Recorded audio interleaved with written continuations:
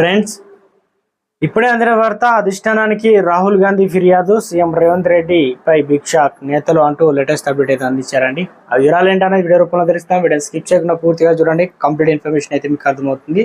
ఇంకా మీలో ఎవరైనా సరే ఇంకా మన ఛానల్ సబ్స్క్రైబ్ చేయకుండా చూస్తున్నట్లయితే వెంటనే ఛానల్ సబ్స్క్రైబ్ చేసుకోండి.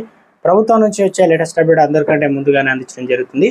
చూస్తున్నారు కానీ లైక్ చేయడం మర్చిపోతున్నారు. దయచేసి లైక్ చేయండి. ఇక లైట్ చేయకుండా వివరాలకి అయితే వెళ్ళిపోదామండి.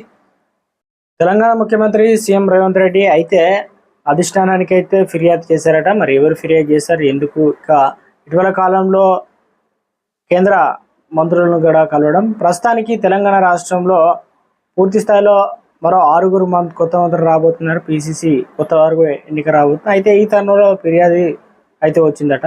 అసలు ఏంది చూద్దాం. తాను పిసిసి పదవి బాధ్యతలు స్వీకరించినప్పటి నుంచి పార్టీలో దూసుకెళ్తూ పార్టీని అధికారంలో తీసుకురావడంతో కీలక పాత్ర పోషించారు. ఇక సీఎం రేవంత్ రెడ్డి తన సొంత నియోజకవర్గంలో ఒకవైపు ప్రచారం చేసుకుంటూ రాష్ట్ర వ్యాప్తంగా అన్ని నియోజకవర్గాలు కవర్ చేస్తూ షెడ్యూల్ నిర్వహించుకొని పార్టీ విజయాలకు చాలా కృషి చేశారు. ఆయన కృషి చేసిన కృషికి అధిష్టానం సీఎం పదవి కూడా కట్టబెట్టారు, బాధ్యత అప్పగించారు. తాజాగా CM Revanth Reddy America tour పర్యటనలో అయితే కొనసాగుతుంది.